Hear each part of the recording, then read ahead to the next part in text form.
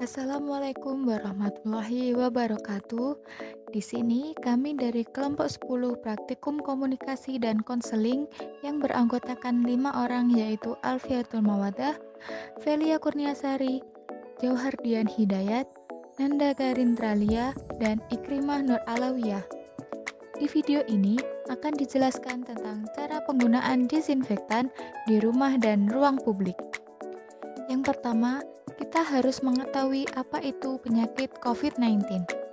Penyakit COVID-19 merupakan penyakit infeksi saluran pernafasan yang disebabkan oleh virus SARS-CoV-2.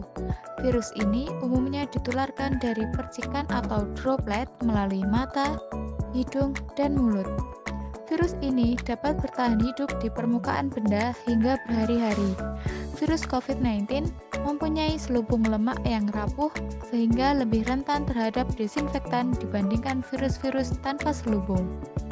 Semprotan disinfektan sangat penting dilakukan untuk mengurangi penularan virus COVID-19. Penyemprotan disinfektan dapat dilakukan di rumah, kantor, sekolah, gedung yang dapat diakses publik, pasar, mal, atau pusat perbelanjaan, transportasi, warung, kafe, serta rumah makan atau restoran. Bagaimana cara menggunakan disinfektan di rumah dan ruang publik? Yuk simak tutorialnya. Langkah yang pertama yaitu gunakan APD minimal handscoon, celemek kedap air, dan sepatu yang tertutup. Bisa juga menggunakan face shield dan juga masker medis. Langkah yang kedua, bersihkan permukaan tempat atau benda yang akan disemprotkan disinfektan menggunakan sabun dan air atau deterjen terlebih dahulu. Pembersihan dimulai dari daerah yang terbersih ke daerah yang paling kotor. Langkah ketiga, semprot permukaan dengan disinfektan. Tidak hanya gagang pintu yang dapat disemprot, juga ada area lain seperti jendela, area persiapan makanan, sisi atas meja, permukaan kamar mandi, toilet, keran, layar handphone, keyboard komputer, serta permukaan tempat kerja. Disinfektan yang dapat dipilih antara lain natrium hipoklorit yang dapat ditemukan dalam cairan pemutih pakaian atau alkohol 70-90%. Yang keempat, lepas APD dan buang APD sekali pakai seperti celemek, masker medis, dan juga handscoon.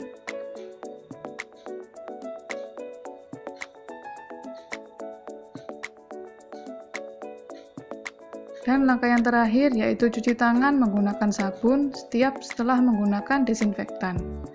Jangan lupa untuk menerapkan tata cara mencuci tangan yang baik dan benar.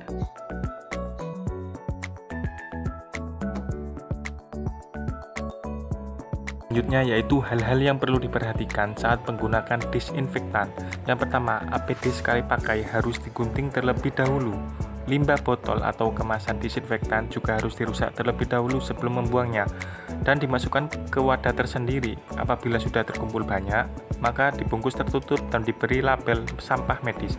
Yang kedua, disinfektan dan konsentrasinya harus dipilih dengan hati-hati untuk menghindari terjadinya iritasi dan meminimalkan efek racunnya. Yang ketiga, jauhkan disinfektan dari orang lain dan hewan peliharaan saat digunakan sampai prosesnya selesai. Selanjutnya yaitu buka jendela dan nyalakan kipas sebagai ventilasi. Larutan disinfektan harus selalu disiapkan di tempat yang berventilasi baik. Semua larutan disinfektan harus disimpan dalam wadah tertutup di area berventilasi baik dan tidak terkena sinar matahari langsung. Idealnya, disinfektan disimpan tidak lebih dari 24 jam. Jauhkan penyimpanan disinfektan dari jangkauan anak-anak. Botol bekas disinfektan boleh diisi kembali dengan disinfektan refill. Apabila ingin membuang botol atau kemasan disinfektan, harus dihancurkan terlebih dahulu dengan cara digunting. Jangan melakukan hal-hal berikut ini. Pertama, jangan gunakan tisu disinfektan untuk membersihkan tangan atau sebagai tisu bayi. Kedua, jangan semprot disinfektan pada tubuh atau makhluk hidup lain. Ketiga, jangan rutin menyemprot disinfektan di ruang dalam ruangan, seperti dalam almari atau loker. Keempat, jangan buang disinfektan di dekat tanaman atau saluran air bersih.